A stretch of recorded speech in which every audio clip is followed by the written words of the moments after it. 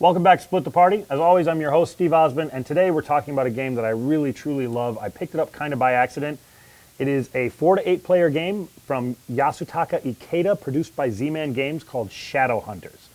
It is a sort of a hybrid board game, hidden role game. Everyone has a character that they're playing, and on your turn, you'll start by rolling the dice, add them together. For instance, I got a 9 here. I would then move my token to the card with a 9 on it, which is the Weird Woods. I have the choice of taking the action on this card, which in this case is you may either give 2 damage to a player or heal 1 damage from a player.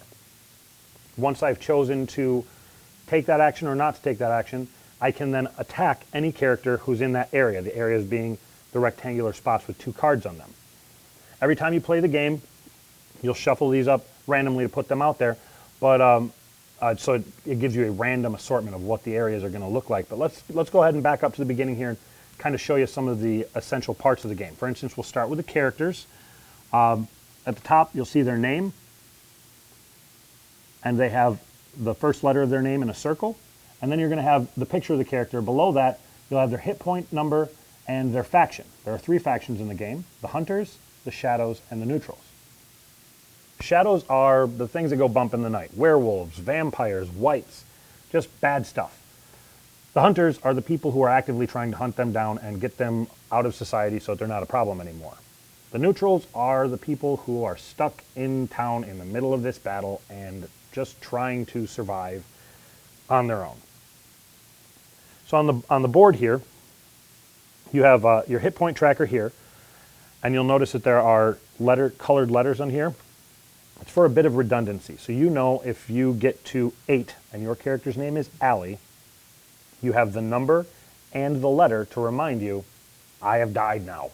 This is my hit point. So it's just a redundancy there to help you remember when your character has died. When you die, you flip your character over. Everybody knows what faction you belong to. On the board here, you've got a number of, there are 6 different cards. 3 of them specifically will allow you to draw from these 3 decks here. The Church allows you to draw from the white cards, and the Cemetery allows you to draw from the black cards, and then the Hermit's Cabin allows you to draw a Hermit card. The white and black cards tend to be fairly similar. They are either single-use or equipment cards. The single-use, exactly like it sounds, you flip the card over when you draw it, you read it aloud, and you take its effect. Equipment cards, if you've played games with cards on them, you're probably familiar with the idea. You flip the card over, read it out loud, and it sits there, taking a constant effect until someone either destroys it or steals it from you. The white cards tend to be a little bit more defensive and protective. Black cards tend to be a little bit more offensive, but there is a little bit of both. There's a little bit of it in each. Now the Hermit cards, this is how you find out who people are, what faction they belong to, because if you're going to attack them, you can always just swing away, but it's best to know if you're swinging on your partner or an opponent.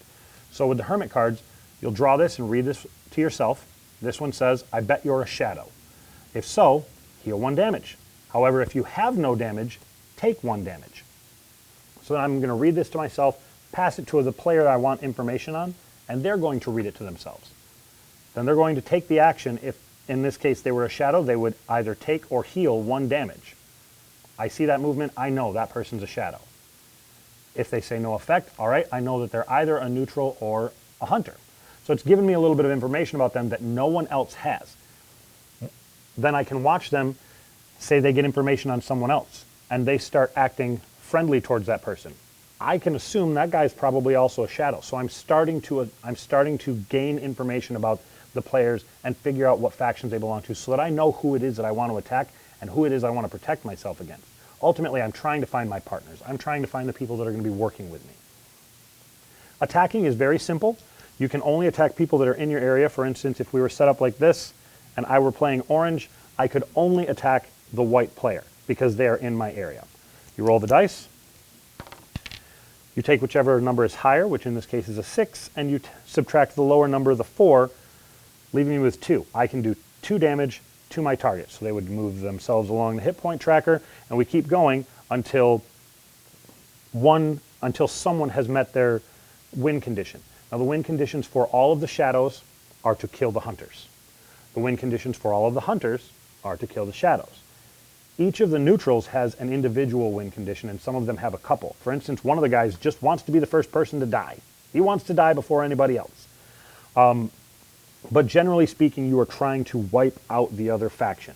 So you will just keep playing the game until someone has hit their win condition. One of the things that I find really interesting about this game is that that can happen even if you're dead. If you die, you are not out of the game.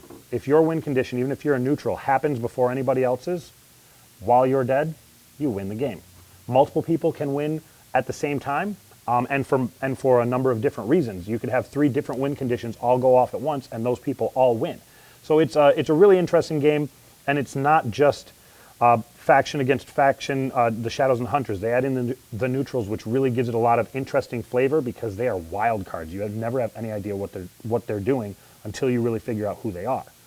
And being able to win even after you're dead means that you don't have the player elimination that you have in other hidden role games, for instance, Werewolf, where someone can be playing and then after a short period of time, they're just not in the game anymore. Everyone is taking part in this game the whole time, even though you might not be taking turns anymore. Once you're dead, you're not taking turns. You're just crossing your fingers hoping that your team can pull through. But it's a really great game. It's very affordable. I think everybody should try it out. For hidden role game people, it is a fun change of pace. And for people who don't normally like hidden role games, it is a good introduction to that sort of social interaction that you get from them without taking away your ability to keep playing the whole game. That's what turns a lot of people off, is that they feel like they're going to be eliminated and not be part of the game. That's not part of this. You can win right up to the very end. So I think everyone should give Shadowhunters a try. I really love the game. That's all I've got for today. I'd like to thank our sponsors, Duo Bus Design, Sound G Entertainment, and Excelsior Games and Comics. And as always, I'll see you out there in the Nerdverse.